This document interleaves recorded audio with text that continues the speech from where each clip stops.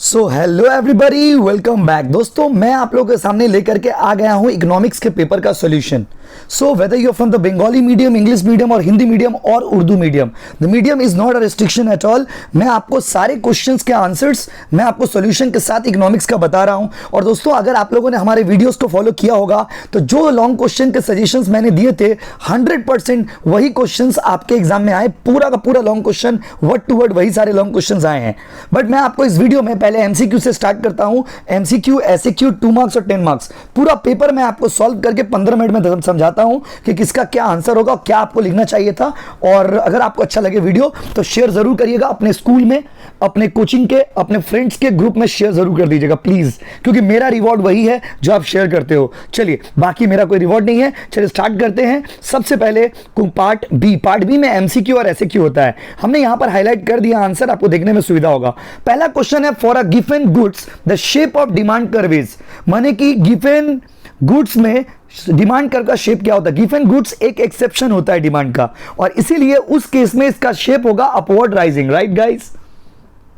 अब आइए, if the rate of change in quantity demand is greater than the price, अगर price से ज्यादा डिमांड में चेंज होगा, जब प्राइस से ज्यादा चेंज डिमांड में होता है तो इलास्टिसिटी का वैल्यू ग्रेटर देन 1 होगा। देखिए, जैसा कि आपको मेरे स्क्रीन पर दिखता होगा, शेयर जरूर करिएगा प्लीज प्लीज प्लीज। अभी तो भाई बहुत सारा पेपर बाकी है, सारे पेपर के सॉल्यूशन, सारे पेपर के क्वेश्चंस, सारा हम लोग आप लोग के लिए अपलोड करेंगे। And I would like to say thanks to all our team members, जिन लोग हमारे सपोर्ट कर रहे हैं, हमारे सपोर्ट करके ये सारी चीज हम लोग के लिए एफर्ट दे रहे हैं। चलिए कंटिन्यू करते हैं क्वेश्चन नंबर 3 में। Short run average cost curve क्या होगा? यू।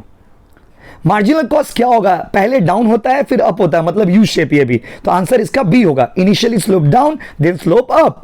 फिक्स कॉस्ट का एक एग्जांपल देखो, वेजेस वेरिएबल कॉस्ट है, इलेक्ट्रिसिटी सेमी वेरिएबल कॉस्ट है, रॉ मटेरियल वेरिएबल कॉस्ट है। आंसर होगा पेमेंट ऑफ इंश्योरेंस प्रीमियम, क्योंकि इंश्योरेंस प्रीमियम में क्या है, वादा किया तो निभाना पड़ेगा और तुमको भाड़ा देना पड़ेगा, तुमको इंश्योरेंस देना पड़ेगा। ये फिक्स कॉस्ट है भाई। आ जाइए। First order condition for profit maximisation is any form marginal revenue will be equal to marginal cost, yes. और सेकंड ऑर्डर कंडीशन क्या है? Marginal cost must cut MR from below, that mean it must be upward rising, वो भी आया है। Question number 6 में आइए, law of supply के हिसाब से सप्लाई कर्व कैसा होगा? बाबा, लॉ ऑफ सप्लाई के हिसाब से सप्लाई कर्व अपवर्ड राइजिंग होगा। परफेक्टली इनइलास्टिक सप्लाई कर्व कैसा होता है? Vertical, yes. इनइलास्टिक है ना, वर्टिकल होगा। क्या कहते हो? पूरा सजेशन से क्वेश्चन था भाई, पूरा क्वेश्चन 80 में 80 क्वेश्चन हम लोग के सजेशन से आया हुआ था। Which of the following characteristics can be identified as that of the perfect competition market?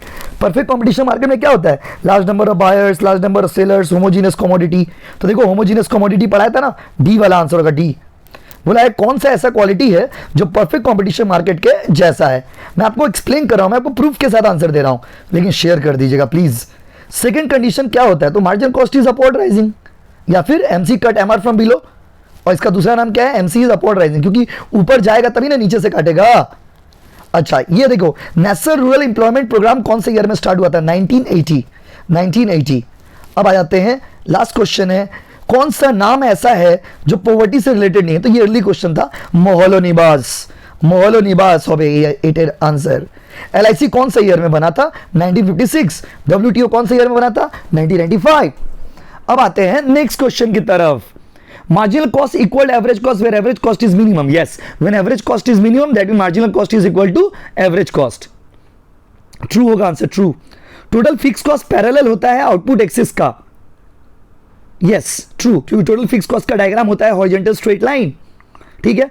तो दोनों में से तो आपको एक ही करना था, दोनों तो करना था नहीं। एब्सोल्यूट वैल्यू ऑफ इलास्टिसिटी अगर 1 होगा तो मार्जिनल रेवेन्यू कितना होगा? 0। वो जो रिलेशन है ना, MR equal to P within the bracket 1 - 1 by E, उससे सॉल्व करिए तो आंसर 0 आएगा। वैसे मैंने कराया था ये भी। If the absolute value of price elasticity of demand is greater than 1, marginal revenue is more than price. इसमें होगा मोर देन, अगर आपने ये आंसर किया है तो इसका आंसर मोर होगा। Minimum point of average variable cost is called shut down point. Average variable cost के मिनिमम पॉइंट को शट डाउन पॉइंट कहते हैं, ये ट्रू है, इसका आंसर ट्रू होगा।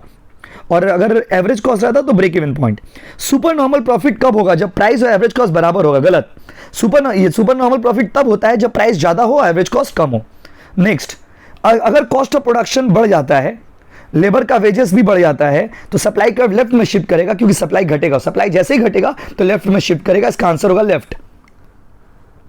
Percentage change in price and percentage supply are equal, अगर price और सप्लाई दोनों सेम होगा तो इलास्टिसिटी का वैल्यू क्या होगा 1, common sense. Perfect competition market में डिफरेंशिएटेड प्रोडक्ट होता है, फॉल्स। Homogeneous price. उसके बाद there is inequality in the distribution of land ownership in India, true.